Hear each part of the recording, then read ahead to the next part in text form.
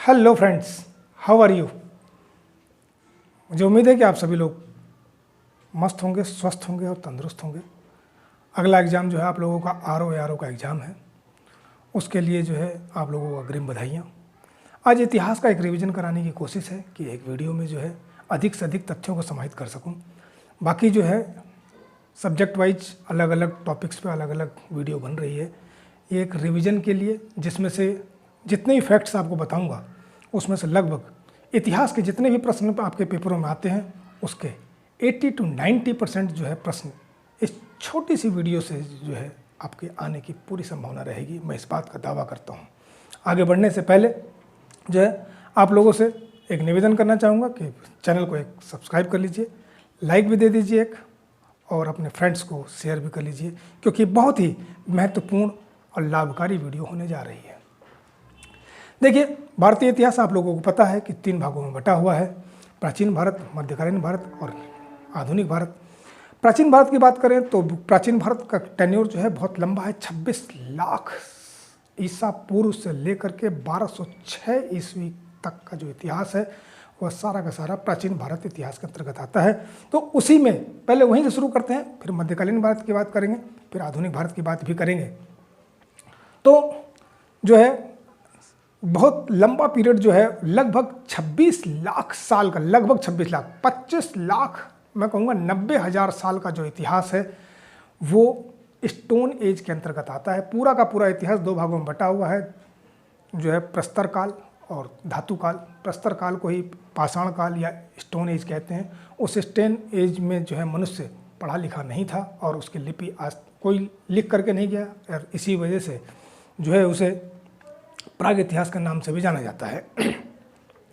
तो उसी के दौरान जब देखते हैं तो पूरा जो वो पाषाण काल भी 3 भागों में बटा हुआ था। पूरा पाषाण काल, मध्य पाषाण काल और नव पाषाण काल। तो पूरा पाषाण काल में मनुष्य जो था वह सिर्फ आखेटक था और खाद्य संग्राहक था। खाद्य यानी खाने की वस्तु को इकट्ठा करके रखता था, और आखेटक था और शिकारी था वो। दूसरा जो मध्य पाषाण काल है, मध्य पाषाण काल में जो है मनुष्य जो है वह पशुपालक हो गया, खाद्य संग्राहक उस समय भी रहा। नवपाषाण काल में जो है मनुष्य ने क्रांतिकारी परिवर्तन किया कि वह खाद्य उत्पादक हो गया। देखो, तीनों काल बटे हुए हैं तो उसके ये 3 मेजर डिफरेंसेस हैं। तो वो खाद्य उत्पादक हो गया, संग्राहक वो सदैव ही रहा है। आज भी हम लोग संग्रह करके रखते हैं, तो इसी तरीके से। तो इसी से संबंधित जो एग्जाम्स में जो फैक्ट्स आते हैं उन फैक्ट्स पर आधारित आज बात करी जाएगी। समझाने के लिए बहुत समय इसमें नहीं है। तो भारत में सर्वप्रथम जो कृषि के साक्ष्य जो हैं वो मेहरगढ़ पाकिस्तान से प्राप्त होते हैं, जबकि चावल के जो कृषि के प्राचीनतम साक्ष्य जो है कोल्डिहवा नामक स्थान से, जो कि इलाहाबाद और मिर्जापुर के बीच में कहीं पड़ता है, उस स्थान से प्राप्त हुए हैं। और जहाँ तक अग्नि की खोज की बात करी जाए तो मध्य पाषाण काल में अग्नि की खोज हुई थी।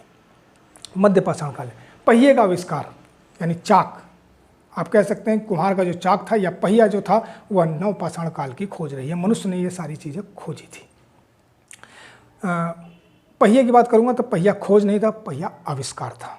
अग्नि की खोज हुई थी और पहिए का आविष्कार हुआ था। अब जब मध्य पाषाण काल की बात करते हैं तो पशुपालन, वो पशुपालक हो गया। तो पशुपालन के भारत में प्राचीनतम साक्ष्य जो है आदमगढ़ मध्य प्रदेश और जो है बागौर राजस्थान से प्राप्त होते हैं। ये प्राचीनतम साक्ष्य लगभग 4000 से 5000 ईसा पूर्व के आसपास के वो साक्ष्य दिखाई पड़ते हैं। भारत में जो कृषि के साक्ष्य थे वो लगभग 7000 साल पुराने थे। प्रक्षेपास्त्र यानी मिसाइल की जो पहली खोज हो गई थी वह मध्य पाषाण काल में ही हो गई थी। अग्नि की खोज भी मध्य पाषाण काल में हुई थी, लेकिन उसका व्यापक प्रयोग जो है वो नव पाषाण काल में हुआ। मनुष्य द्वारा जो कृषि के दौरान जो सबसे पहला उत्पादित किया गया जो अन्न था वह यव अर्थात जौ था। इसके बाद जो है धातु काल की सभ्यताएं आती हैं। स्टोन एज से इतने ही तथ्य आप लोगों से पेपरों में निकल करके आते हैं। जो कुछ ताम्र पाषाणकालीन संस्कृतियाँ वगैरह रही हैं, जिसमें जौरवे संस्कृति का महत्वपूर्ण जो है प्रश्न निकल कर आता है। जौरवे संस्कृति की जो खासियत थी कि वो वहाँ के लोग जो है बंकर नुमा मकान में रहा करते थे, और साथ साथ मनुष्य के साथ साथ में कुत्ते को दफनाने के साक्ष्य भी प्राप्त होते हैं। उसी जो है ताम्रपाषाणकालीन सभ्यता में एक चिरांद नाम की जगह है जो कि बिहार में है। वहाँ की जो है कि वहाँ पे हिरण के सिंह के जो है बहुत सारे अस्त्र शस्त्र यानी औजार प्राप्त हुए हैं, अर्थात वो हिरण के सिंहों के माला इत्यादि बहुत सारी चीज़ें, यानी हिरण के सिंहों का व्यापक प्रयोग वहाँ पर हुआ है। तो वहाँ से ही प्रश्न पूछ लिए जाते हैं। अब बात करते हैं जो भारत की जो जहाँ से वास्तव में इतिहास शुरू मानते हैं तो वो जो है आपका सिंधु सभ्यता या हड़प्पा कालीन सभ्यता, हड़प्पा सभ्यता, ये कई नामों से जाने जाते हैं। हड़प्पा सभ्यता जो है उसका जो काल अगर कहा जाए तो 2350 ईसा पूर्व से 1750 ईसा पूर्व के बीच में जो है ये अपने टॉप एज पे रही है। सभ्यता का आकार जो था त्रिभुजाकार था और सभ्यता जो थी यह 3 देशों में भारत, पाकिस्तान और अफगानिस्तान में लगभग 12,99,600 वर्ग किलोमीटर, अर्थात ऐसे कह सकते हैं कि 13 लाख किलोमीटर के लगभग जो है इसका फैलाव भी था, 13 लाख वर्ग किलोमीटर। ठीक, हड़प्पा सभ्यता के अवशेषों की जानकारी सर्वप्रथम 1826 में चार्ल्स मैसन नाम के व्यक्ति ने दी थी। जब वहाँ पर रेलवेज का एक काम चल रहा था तो एक टीले की खुदाई करी, तो टीले की खुदाई के दौरान जो है इस सभ्यता के बारे में जानकारी प्राप्त हुई। सभ्यता के जो मुख्य स्थल हैं वो है आपके मोहनजोदड़ो, जिसे मृतकों का टीला भी कहते हैं। यह सिंधु नदी के किनारे स्थित था और यहाँ से जो चीज़ें प्राप्त हुई हैं उनमें जो है मुख्य जो है सूती कपड़े का एक साक्ष्य प्राप्त हुआ है जो कि लाल रंग का था, मजीठिया से रंगा हुआ था, लाल कलर का कपड़ा चांदी के बक्से में प्राप्त हुआ था। वो इतना बड़ा एक चौकोर टुकड़ा है, बहुत बड़ा टुकड़ा नहीं है, आप कह सकते हैं 4 उंगल चौड़ा एक टुकड़ा था, सूती कपड़ा था। कपास के सर्वप्रथम उत्पादक सिंधुवासी या हड़प्पावासी ही माने जाते हैं। उसके अलावा जो है बृहद स्नानागार वहाँ से प्राप्त हुआ है, एक बड़ा स्नानागार जो है प्राप्त हुआ है। इसके अलावा अन्नागार के साक्ष्य प्राप्त हुए हैं और कांसी की एक नर्तकी की मूर्ति जो कि मानव मूर्तियों में और धातु की मूर्तियों में सबसे उत्कृष्ट मूर्ति मानी जाती है। दूसरा सभ्यता का जो महत्वपूर्ण स्थल था वो हड़प्पा रावी नदी के किनारे स्थित था और जो है यहाँ से क्या क्या चीज़ प्राप्त हुआ है, तो यहाँ से वैनिटी बॉक्स प्राप्त हुआ है, श्रृंगार दान। यहाँ से भी अन्नागार प्राप्त हुआ है, लेकिन इसके अन्नागार की जो विशेषता थी कि यह 12 खंडों में विभक्त था, 6 एक लाइन में, 6 उसके सामने अपोजिट लाइन में। इस तरीके से जो है बिल्कुल रावी नदी से लगा हुआ ही यह इलाका था। इसके अलावा यहाँ से समाधि जो है H20 और R37 नाम का जो समाधि स्थल भी यहाँ से प्राप्त हुआ है। तीसरा महत्वपूर्ण स्थल जो था चन्हूदड़ो जो था ये सिंधु नदी के किनारे स्थित था और सिंधु नदी के किनारे स्थित इस स्थल से जो है लिपस्टिक के साक्ष्य, गुड़िया मनका बनाने का कारखाना और जो है एक ईंट पर कुत्ते और बिल्ली के पैरों के निशान भी प्राप्त हुए हैं। चौथा महत्वपूर्ण स्थल था कालीबंगा। कालीबंगा का मतलब होता है काले रंग की चूड़ियाँ, जो आज जो है ये राजस्थान में जो है ये पड़ता है, गंगानगर नाम की एक जगह है, वहीं पर ये कालीबंगा नाम की जगह हुआ करती थी। घग्गर नदी के किनारे स्थित है। यहाँ से जुते हुए खेत के साक्ष्य, अलंकृत ईंटें जो है यहाँ से प्राप्त हुई और एक साथ जो है 2 फसलों को उगाने के साक्ष्य भी इसी कालीबंगा नामक स्थान से प्राप्त हुआ है। इसके अलावा जो पांचवा महत्वपूर्ण स्थल था वो था लोथल, जो कि गुजरात में है। यह भोगवा नदी के किनारे स्थित था, यह समुद्र के किनारे भी लगा हुआ था। यहाँ से भी एक अन्नागार प्राप्त हुआ है और यहाँ से धान के साक्ष्य प्राप्त हुए हैं। एक गोदीवाड़ा अर्थात बंदरगाह के साक्ष्य प्राप्त हुए हैं। ध्यान रहे कि ये जो बंदरगाह था ईंटों से बनी हुई सबसे बड़ी संरचना, सिंधु सभ्यता यानी हड़प्पा सभ्यता की जो सबसे बड़ी ईंटों से निर्मित संरचना थी वह गोदीवाड़ा था, जबकि सबसे बड़ी बिल्डिंग के रूप में अगर कहा जाए तो वह मोहनजोदड़ो का अन्नागार था। सबसे बड़ी बिल्डिंग के रूप में मोहनजोदड़ो से प्राप्त अन्नागार।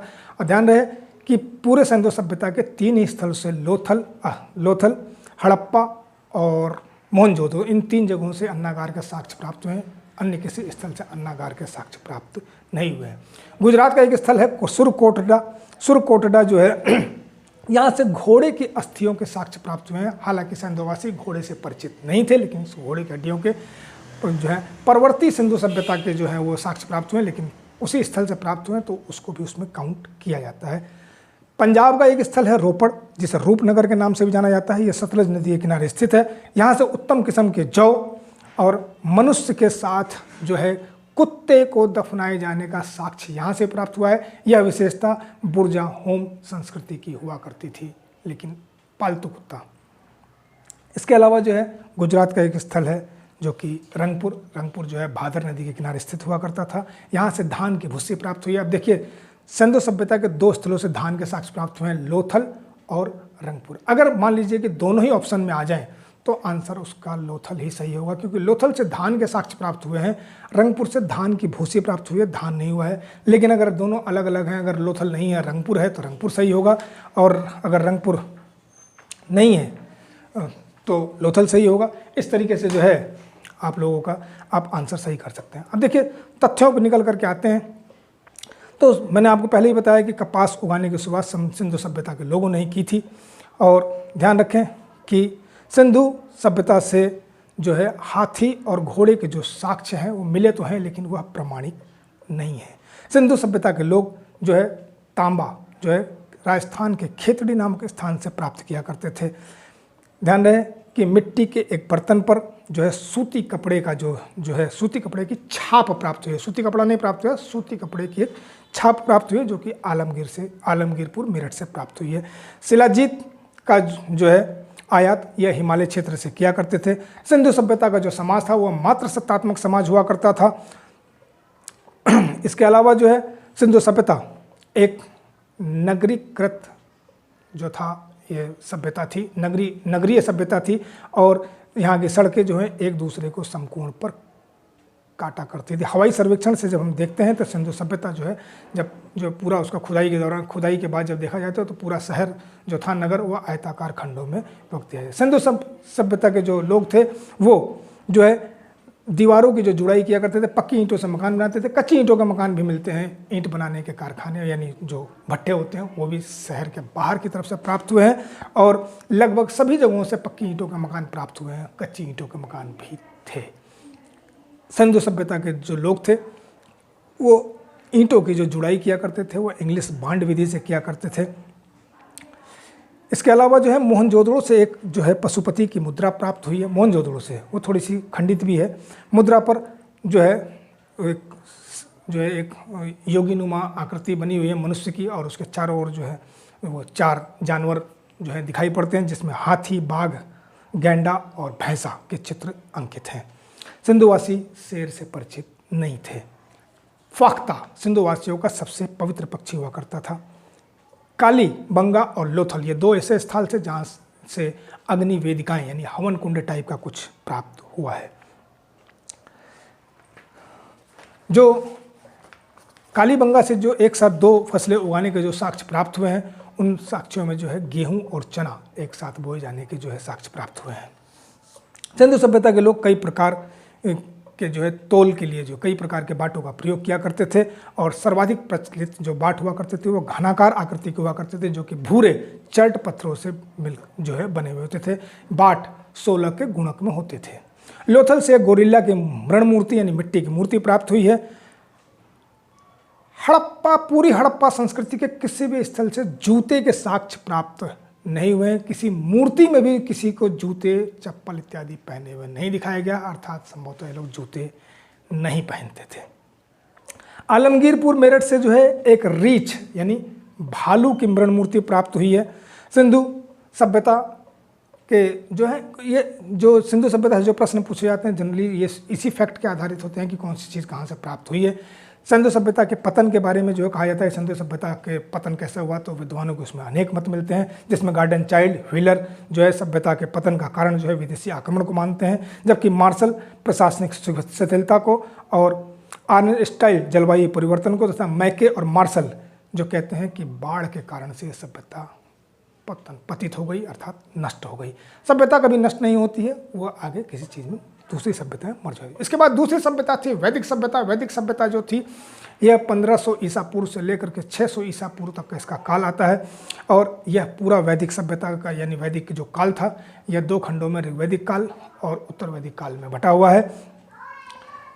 जो पहला पार्ट है ऋग्वैदिक काल वो 1500 ईसा पूर्व से लेकर के 1000 ईसा पूर्व के बीच में है जो है, और दूसरा जो उत्तर वैदिक काल जो है वो 1000 ईसा पूर्व से लेकर के 600 ईसा पूर्व के बीच में जो है। ऋग्वैदिक काल को पूर्व वैदिक काल भी कहते हैं। वैदिक काल की जो जानकारी जो है वैदिक साहित्यों से मिलती है। वैदिक साहित्यों में सबसे सर्वप्रमुख जो है वो वेद है। वेदों को श्रुति, संहिता, अपौरुषो भी कहा गया है। वेदों का फिर बाद में वर्गीकरण, वेदों का वर्गीकरण है जो है वह और संकलन जो है महर्षि वेद व्यास ने किया था, जिनका मूल नाम कृष्णद्वैपायन हुआ करता था। वेद 4 थे, ऋग्वेद, यजुर्वेद, सामवेद और अथर्ववेद। पहले जो 3 वेद हैं ऋग, यज और साम, इन तीनों को मिलाकर के वेद त्रयी भी कहते हैं। ऋग्वेद की जहाँ तक बात करें तो ऋग्वेद में 10 मंडल और 1028 यानी 1028 सूक्त हैं। 2 से 7 तक के मंडल जो है सबसे प्राचीन मंडल माने जाते हैं। सबसे नवीन मंडल जो है उसमें 10वां मंडल है। 9वां मंडल सोम देवता को जो है समर्पित है, यानी सोम देवता से संबंधित है। ऋग्वेद का पाठ करने वाले जो पुरोहित हुआ करते थे उनको होत्र या होता कह करके पुकारा गया है। ऋग्वेद का जो सबसे प्राचीन अंश है वह 8वें मंडल में मिलता है। वो प्राचीन तो नहीं है लेकिन सबसे प्राचीन अंश जो है वह 8वें मंडल में मिलता है, जिसे बाल खिल्य सूक्त के नाम से जाना जाता है।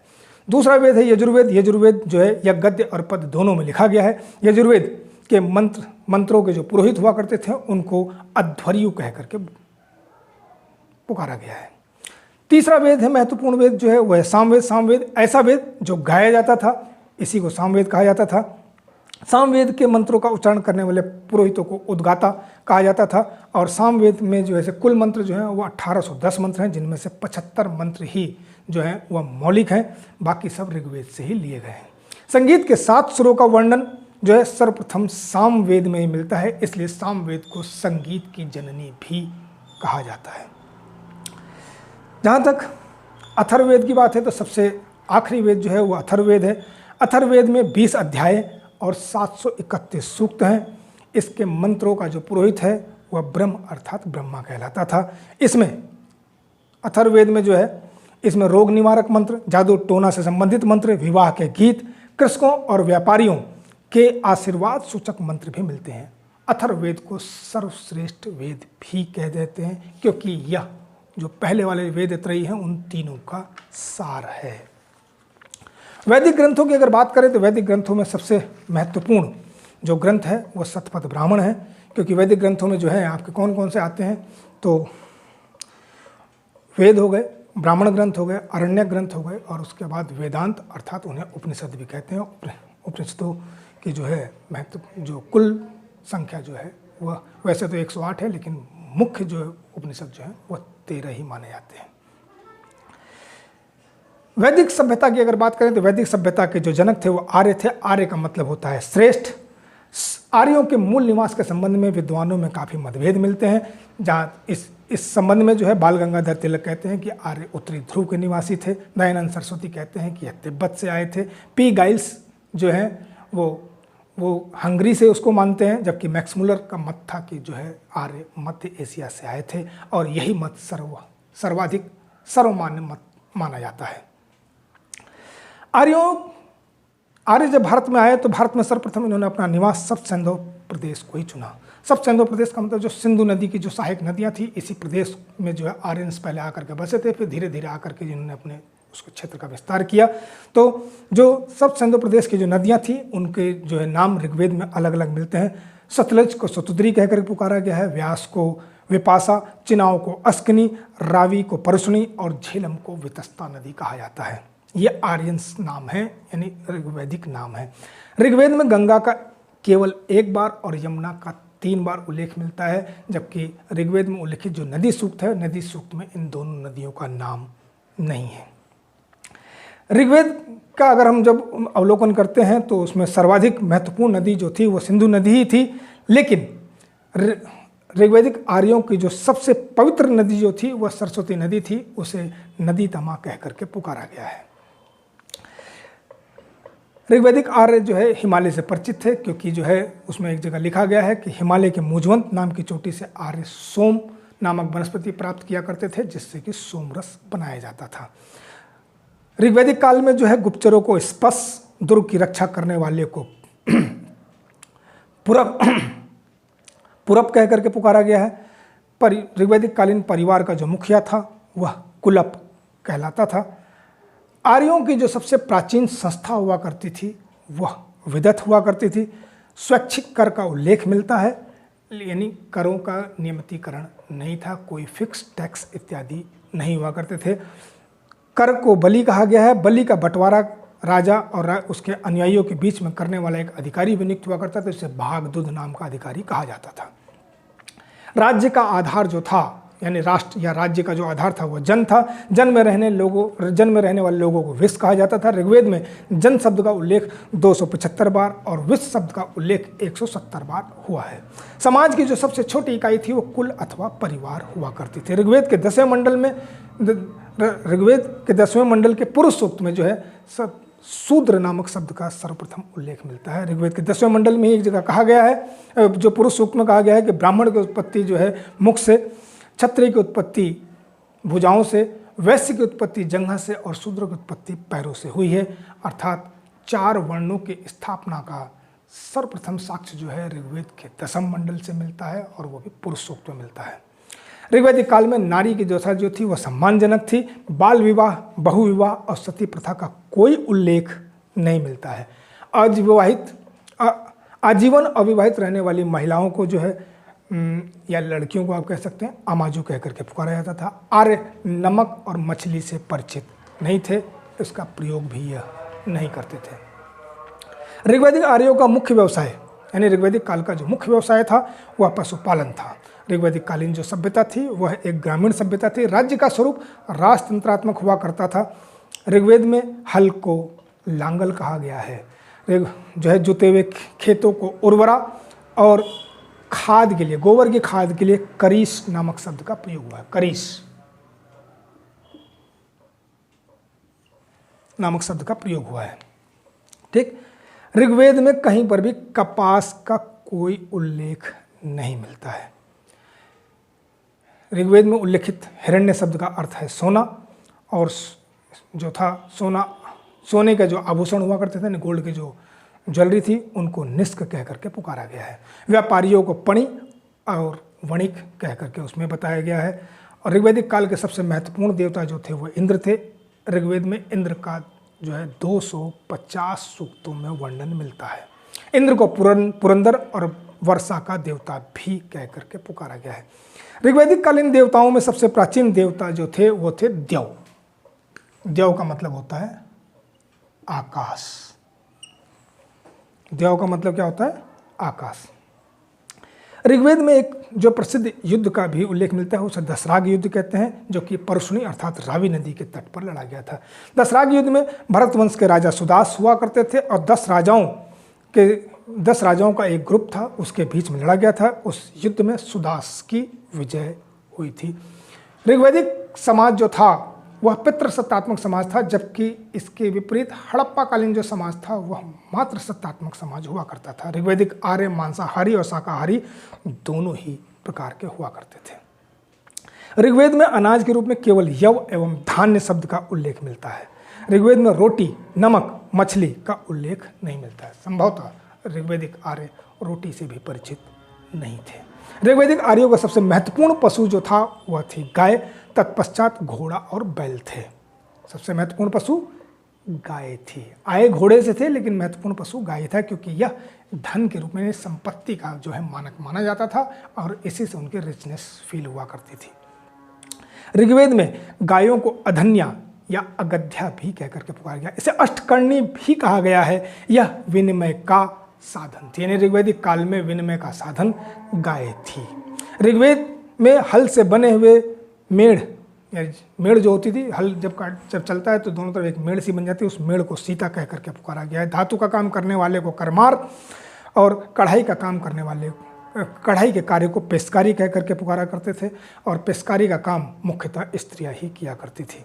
ऋग्वेद में वरुण को ऋतस्य गोपा अर्थात देवताओं का नियंत्रक कह करके पुकारा गया है। ऋग्वेद में कुल 33 प्रकार के देवी देवताओं को उल्लेख मिलता है, और देवियों की तुलना में देवताओं की प्राथमिकता ज़्यादा दिखाई पड़ती है। एक वरुण जो देवता हैं, वरुण देवता की जो है तुलना ईरानी देवता आहरु मजदा से भी की गई है। ऋग्वेद प्रसिद्ध गायत्री मंत्र जो है वो ऋग्वेद से ही लिया गया है। ऋग्वेद के 3रे मंडल में इसका उल्लेख मिलता है, और यह मंत्र जो है सविता या सवित्र या सूर्य के लिए जो है, ये गायत्री देवी के लिए नहीं है। गायत्री मंत्र सूर्य को सविता, सवित्र या सूर्य के लिए समर्पित है, यानी उसी की स्तुति में रचा गया है।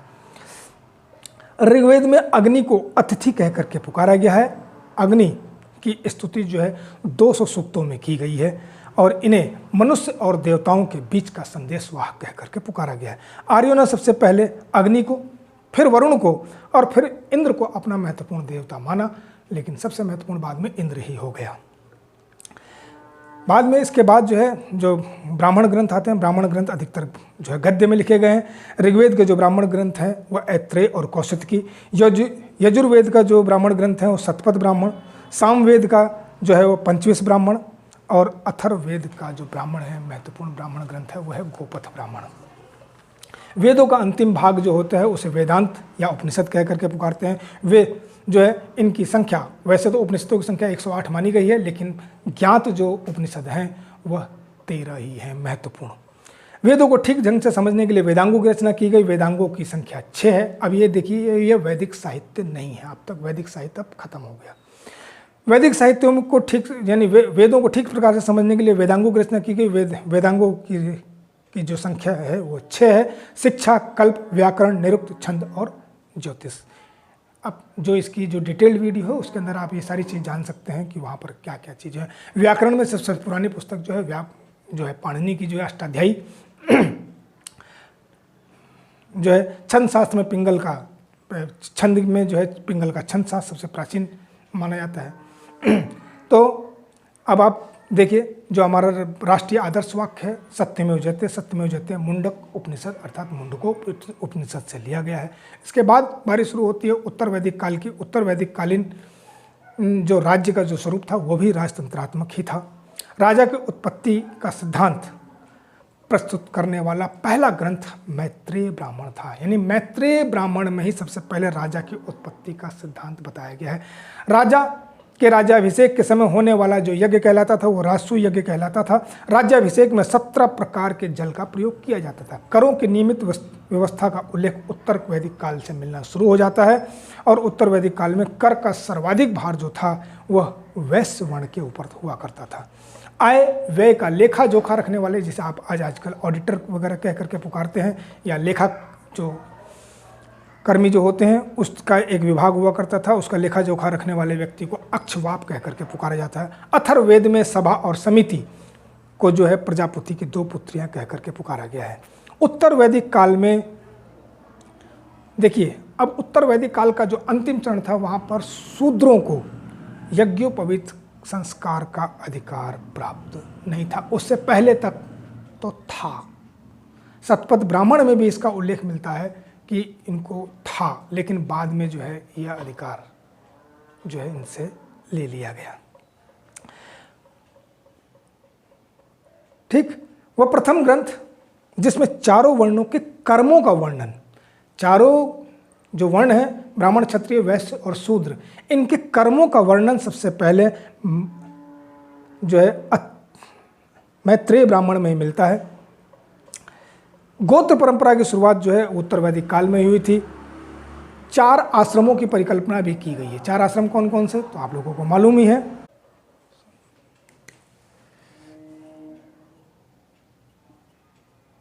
ब्रह्मचर्य आश्रम,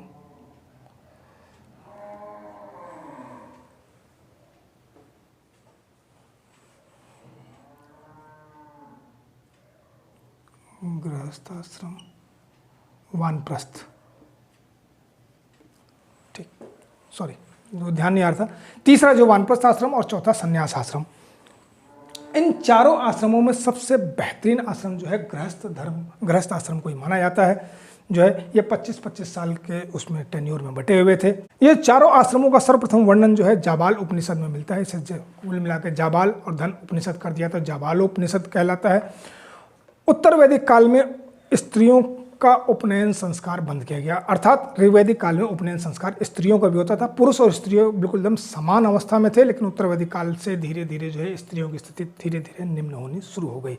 उत्तर वैदिक काल के जो आर्य थे उनका प्रमुख व्यवसाय जो था वह अब कृषि हो गया। पहले क्या था, पशुपालन था, अब कृषि हो गया। कृषि की संपूर्ण जो है क्रियाओं का उल्लेख सर्वप्रथम शतपथ ब्राह्मण में ही मिलता है। कृषि की जो क्रियाएं हैं, संपूर्ण क्रियाओं का उल्लेख शतपथ ब्राह्मण में, इसीलिए जो है शतपथ ब्राह्मण को सबसे मूल्यवान ग्रंथ माना जाता है। तैत्रेय उपनिषद में अन्न को ब्रह्म कह करके पुकारा गया है। उत्तर वैदिक काल में उत्तर वैदिक काल की एक महान घटना रही है, वह है लोहे की खोज। लगभग 900 ईसा पूर्व के आसपास जो है भारत में लोहे की खोज हो गई थी और लोहे को कृष्ण अथवा श्याम अयस कह करके पुकारा गया है। अथर्ववेद में चांदी का उल्लेख मिलता है। चांदी का उल्लेख केवल अथर्ववेद में मिलता है और किसी ग्रंथ में नहीं मिलता है। जो है उत्तर वैदिक काल में जो है, अब जब जाते हैं तो यानी पूरे वैदिक काल में कुंभ का जो कुम्हार है, कुम्हार को कुलाल, लोहार के लिए करमार, मछुआरे के लिए कैवर्त शब्द का प्रयोग हुआ है। उत्तर वैदिक काल के सर्वश्रेष्ठ जो देवता थे वो प्रजापति थे। देखिए, वैदिक काल के सर्वश्रेष्ठ देवता, महत्वपूर्ण देवता जो थे वो इंद्र थे, जबकि उत्तर वैदिक काल के सर्वश्रेष्ठ देवता जो है प्रजापति थे। शूद्रों के देवता भी थे। शूद्रों का एक देवता निर्धारित कर दिया था, उनका नाम पूषण हुआ करता था। षड दर्शन का बीजारोपण जो है वो उत्तर वैदिक काल में हुआ। षड दर्शन जो भारतीय दर्शन जो षड दर्शन के नाम से जाता है, जिसमें सांख्य दर्शन के जो प्रवर्तक थे वो कपिल थे, न्याय दर्शन के गौतम, योग दर्शन के पतंजलि, पूर्व मीमांसा के जैमिनी, उत्तर मीमांसा के बादरायण और वैशेषिक दर्शन के जो थे वो कणाद थे। कणाद को संसार का प्रथम वैज्ञानिक भी माना जाता है। इन्होंने अणु परिकल्पना दी थी। श्राद्ध प्रथा का प्रारंभ जो है, श्राद्ध जो अभी भी होता है, हम लोगों के यहाँ एक श्राद्ध पक्ष पूरे 15 दिन का श्राद्ध होता है, उसका प्रारंभ जो है निमि नाम के व्यक्ति ने किया था। निमि जो था कृष्ण के बाद के एक व्यक्ति हुआ करते थे। इन्होंने श्राद्ध परंपरा का जो है प्रारंभ किया था।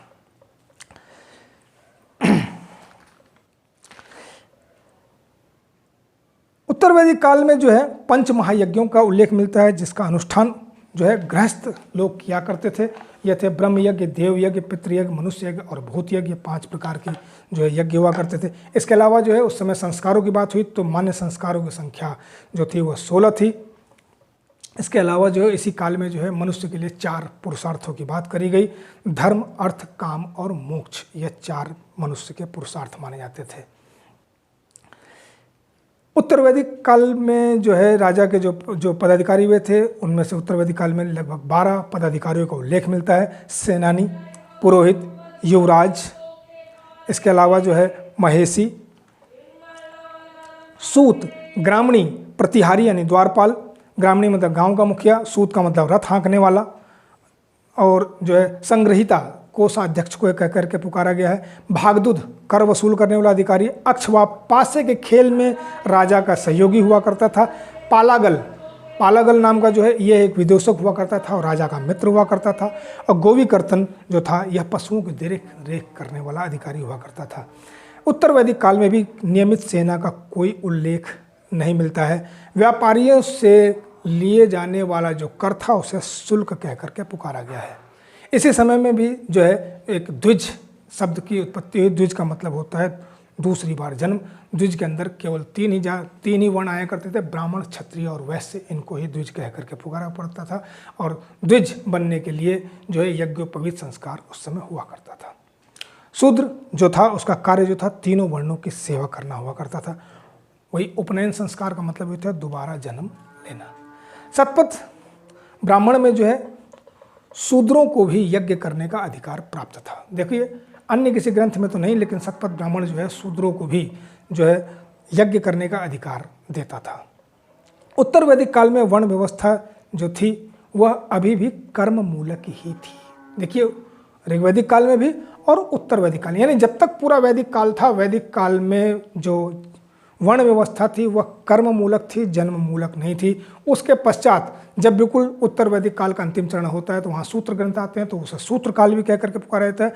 सूत्र काल से वर्ण व्यवस्था जो है वह जन्म मूलक हो गई। जो ब्राह्मण के घर पैदा हुआ वो ब्राह्मण कहलाने लगा। क्षत्रिय के घर पैदा होने वाला, चाहे उसमें क्षत्रियों जैसा कोई गुण ना हो तो भी वो क्षत्रिय, ब्राह्मण जैसा कोई गुण धर्म ना हो तो भी वो ब्राह्मण कहलाने लगा। वैश्य के घर उत्पन्न होने वाला वैश्य कहलाने लगा। ध्यान रहे कि पूरे वैदिक काल में बाल विवाह का कोई प्रचलन नहीं था। सती प्रथा का भी कोई उल्लेख नहीं मिलता है। वैदिक ग्रंथों में, अथर्ववेद, ब्राह्मण ग्रंथों में, उपनिषदों में विवाह के कई प्रकारों को, वैदिक ग्रंथों में जो है किसी प्रकार का जो है विवाह का कोई उल्लेख नहीं मिलता है। सबसे पहले विवाह के प्रकारों का उल्लेख सूत्र ग्रंथों में मिलता है। गृह सूत्रों में 8 प्रकार के विवाह का उल्लेख मिलता है। पहला विवाह था ब्रह्म विवाह, दूसरा दैव विवाह, तीसरा आर्ष, 14 प्रजापत्य विवाह, 5वां गंधर्व असुर विवाह, राक्षस विवाह और पैशाच विवाह, या 8 प्रकार के विवाह हुआ करते थे। जो है पहले 4 विवाह जो है ब्रह्म, देव, आर्ष और प्रजापति विवाह जो है ये अच्छे माने जाते थे, जबकि जो बाद के 4 हैं गंधर्व विवाह, असुर विवाह, राक्षस विवाह और पैशाच विवाह, ये सब के सब जो है बहुत अच्छे नहीं माने जाते थे। इनमें भी सबसे जो बेहतरीन विवाह, उत्कृष्ट विवाह जो माना जाता था वो ब्रह्म विवाह माना जाता था, और जो सबसे निकृष्ट विवाह जो था वो पैशाच विवाह माना जाता था। आश्रम व्यवस्था भी उत्तर वैदिक काल के अंतिम चरण में दिखाई पड़ती है। तो आश्रमों के बारे में पहले मैंने बताया कि आपको ब्रह्मचर्य आश्रम, गृहस्थ आश्रम, वानप्रस्थ आश्रम और संन्यास आश्रम, या 4 आश्रमों में जीवन को बांट करके जो है रखा गया, और उसी तरीके से जो उसका अनुपालन करने की कोशिश की गई। 16 संस्कार की बात करी जाए तो 16 संस्कारों की जो मान्य संस्कारों की संख्या जो थी 16 थी। 16 में सबसे पहला संस्कार जो होता है गर्भाधान संस्कार, दूसरा पुंसवन, तीसरा सीमांतोनयन, चौथा जातकर्म, 5वां नामकरण, 6ठा निष्क्रमण, 7वां अन्नप्राशन, 8वां मुंडन या चूड़ाकर्म, और 9वां कर्णभेदन, 10वां विद्या आरंभ, 11वां उपनयन अर्थात जो जनेऊ इत्यादि कहते हैं आप लोग, यज्ञोपवीत संस्कार भी बोलते हैं उसे, 12वां वेदा अध्ययन संस्कार, 13वां केशांत संस्कार, चौथा समावर्तन और 15वां विवाह, और 16वां जो था वो अंत्येष्टि यानी दाह संस्कार वाला जो था। तो ये 16 संस्कार माने गए हैं। इसके अलावा जो है अस्तोमा सदगमय तमसोमा ज्योतिर्गमय नामक जो आप लोगों ने कविता पढ़ी होगी अपने बचपन में किसी क्लास में 7वीं 8वीं में, यह भी ऋग्वेद से ही लिया गया है। निर्गुण ब्रह्म, अब देखिए ब्रह्म के बारे में बात हो रही है। निर्गुण ब्रह्म का सर्वप्रथम उल्लेख कठ उपनिषद में मिलता है। सतपथ ब्राह्मण में एक जगह उल्लेख मिलता है कि हल में 8, 12 और 24 तक बैल जोते जाते थे। व्यापारियों के लिए, व्यापारियों का जो अध्यक्ष हुआ करता था उसे श्रेष्ठी कह करके पुकारा गया है। जो है उत्तर वैदिक काल में आपको पहले ही बताया था कि सर्वश्रेष्ठ देवता जो थे वो थे प्रजापति। दूसरे महत्वपूर्ण जो देवता थे वह विष्णु थे, और उसके पास इस काल में भी शिव का उल्लेख मिलता है। उत्तर वैदिक काल में देवताओं को प्रसन्न रखने का महत्वपूर्ण कार्य जो है यज्ञ हुआ करता था। इस काल में वरुण को जल का देवता कह करके पुकारा गया। ऋग्वेद में जो है शिव को रुद्र कह करके पुकारा गया। बाद में इन वेदों के जो है कुछ उपवेद भी निकल करके आए। ऋग्वेद से धनुर्वेद, सामवेद से गंधर्ववेद, यजुर्वेद से शिल्पवेद और अथर्ववेद से आयुर्वेद नामक ग्रंथ की रचना भी बाद में की गई। देखिए यहीं पर जो है एक नवीन, ये संक्रमण का काल था। संक्रमण के काल में जो है तमाम लोहे की उत्पत्ति हो चुकी थी, लोहे की खोज हो चुकी थी। लोहे की खोज होने के कारण से जो है एक कठोर धातु में प्राप्त हो गई थी। उस कठोर धातु से जो हथियार या औजार जो बनाए गए उनसे धरती के सीने को जो है गहराई तक चीरा गया, जिससे कि अत्यधिक मात्रा में धन का उपार्जन जो उत्पादन होने लगा। उस अति उत्पादन के कारण से जो है मनुष्य ने अलग अलग व्यवसाय बनाए और व्यवसाय केंद्र खोले, जिससे कारण से नगरों की स्थापना करते। तो इसे द्वितीय नगरीकरण का काल भी कहते हैं। द्वितीय नगरीकरण काल में जो है इस वैदिक धर्म में जब ये बुराइयां घुसनी शुरू हो गई थी सूत्र ग्रंथों और स्मृति ग्रंथों के जरिए, तब उस समय जो है समाज के कुछ लोग जो हैं कुछ नवीन धर्मों के लिए भी छटपटा रहे थे। तो उस छटपटाहट को दूर करने के लिए उस समय कुछ नास्तिक धर्मों का, जिसे हम कह सकते हैं नास्तिक धर्म कहा जाता है, क्योंकि जो वेदों में विश्वास करे वह आस्तिक, जो ईश्वर में विश्वास करे वह आस्तिक, जो वेदों में विश्वास ना करे वह नास्तिक, और जो भगवान में या ईश्वर में विश्वास ना करे उसे नास्तिक कहते हैं। तो उसमें जो है महत्वपूर्ण जैन धर्म और बौद्ध धर्म आते हैं। जहाँ तक जैन धर्म की बात करें तो जैन धर्म में जो है कुल 24 तीर्थंकर हुए हैं। जैन धर्म का संस्थापक प्रवर्तक जो थे, संस्थापक या प्रवर्तक या आप कह सकते हैं उनके पहले तीर्थंकर ऋषभदेव हुआ करते थे। और जो है 23, अब जहाँ तक 24 तीर्थंकरों की बात करें ये इनके धर्मगुरु ही हुआ करते थे। उनमें से जो 23वें तीर्थंकर थे पार्श्वनाथ, यह जो है जैन धर्म के पहले ऐतिहासिक तीर्थंकर थे। प्रथम ऐतिहासिक तीर्थंकर पार्श्वनाथ हुआ करते थे, जिन्होंने सम्मेद पर्वत जो है बिहार में तपस्या की थी। पार्श्वनाथ के जो अनुयायी हुआ करते थे वो निग्रंथ नाम से जाने जाते थे। इन्होंने निग्रंथ संप्रदाय की स्थापना भी की थी। निग्रंथ का मतलब होता है बंधन रहित। पार्श्वनाथ के समय में इनकी कुछ अनुयायी जो थे वो स्त्रियां भी थी, जिसमें पुष्यचूला नाम की स्त्री जो थी वो नारी संघ की अध्यक्षा हुआ करती थी। पुष्यचूला नाम की स्त्री जो थी वो नारी संघ की अध्यक्षा हुआ करती थी। उसके बाद 24वें तीर्थंकर जो थे महावीर स्वामी। तो महावीर स्वामी के बारे में कहते हैं कि जैन धर्म की अगर वास्तविक संस्थापक के अगर तौर पे देखा जाए तो वो महावीर स्वामी थे, लेकिन जैन धर्म के संस्थापक के रूप में ऋषभदेव भी है। ऋषभदेव का उल्लेख जो है वो ऋग्वेद में भी उनका उल्लेख मिलता है, जबकि जो दूसरे इनके वो थे आदिनाथ, उनका उल्लेख यजुर्वेद में मिलता है। महावीर स्वामी का जन्म जो था 599 या 540 ईसा पूर्व में वैशाली के कुंडग्राम नामक स्थान पर हुआ था। उनके बचपन का नाम वर्धमान था। पिता का नाम सिद्धार्थ जो कि ज्ञात्रिकल के मुखिया हुआ करते थे। माता का नाम त्रिशला जो कि उस समय जो है वैशाली के राजा चेटक की बहन हुआ करती थी। इनके बड़े भाई का नाम नंदीवर्धन था। वर्धमान यानी महावीर का विवाह जो है एक यशोदा नाम की सुंदर कन्या से हुआ था और इनको एक पुत्री भी थी जिसका नाम था प्रियदर्शना, जिसका बाद में जो विवाह जमाली नाम के युवक से हुआ था। लगभग 30 वर्ष की अवस्था में जो है महावीर ने अपने बड़े भाई नंदीवर्धन से जो है आज्ञा लेकर के गृह त्याग किया। लगभग 12 वर्षों की कठोर तपस्या करने के पश्चात अर्थात तपस्या के 13वें वर्ष में जंबिक ग्राम के निकट ऋजुपालिका नदी के तट पर सालमली यानी साल वृक्ष के नीचे इन्हें ज्ञान की प्राप्ति हुई। ज्ञान की प्राप्ति होने के पश्चात इनके अनेक नाम हुए और वो नाम जो है तब ये किस किस रूप से प्रसिद्ध हुए थे। ये अर्हत कहलाने लगे, ये कैवलिन कहलाने लगे, या निग्रंथ कहलाने लगे, या महावीर कहलाने लगे, या जिन कहलाने लगे, ये निग्रंथ नाथ पुत्र भी कहलाने लगे। महावीर ने ज्ञान प्राप्ति के पश्चात अपना पहला उपदेश जो है राजगृह की विपुल पहाड़ी में ब्राकर नदी के तट पर अपने दामाद जामाली को दिया था। महावीर ने जामाली को ही अपना पहला भिक्षु भी बनाया। लगभग 30 वर्षों तक अपने धर्म का प्रचार प्रसार करने के पश्चात 72 वर्ष की आयु में इन्हें निर्वाण की प्राप्ति हुई, अर्थात यह इनकी मृत्यु हो गई। महावीर की मृत्यु जो है वह बिहार में पावा नामक स्थान पर हुई थी। जैन धर्म में जो है जो भिक्षुणी बनने की बात जहाँ तक आती है, देखिए वो पहले नारी संघ की अध्यक्षा जो थी वो पुष्य चूला थी। जहाँ तक जो है प्रथम भिक्षुणी की अगर प्रथम भिक्षु कौन था तो वो तो जामाली। प्रथम भिक्षुणी की अगर बात करी जाए तो प्रथम भिक्षुणी जो थी वो चंपा नरेश, एक चंपा राज्य हुआ करता था, चंपा नरेश दधिवाहन की पुत्री थी जिसका नाम था चंदना। चंदना जो थी यह जैन धर्म की प्रथम भिक्षुणी हुआ करती थी। महावीर के जो प्रधान शिष्य हुआ करते थे उनकी संख्या 11 थी, जिन्हें गणधर कह करके पुकारा जाता है। यानी इनको गणधर के नाम से जाना जाता है और इनकी संख्या कितनी थी? 11 थी।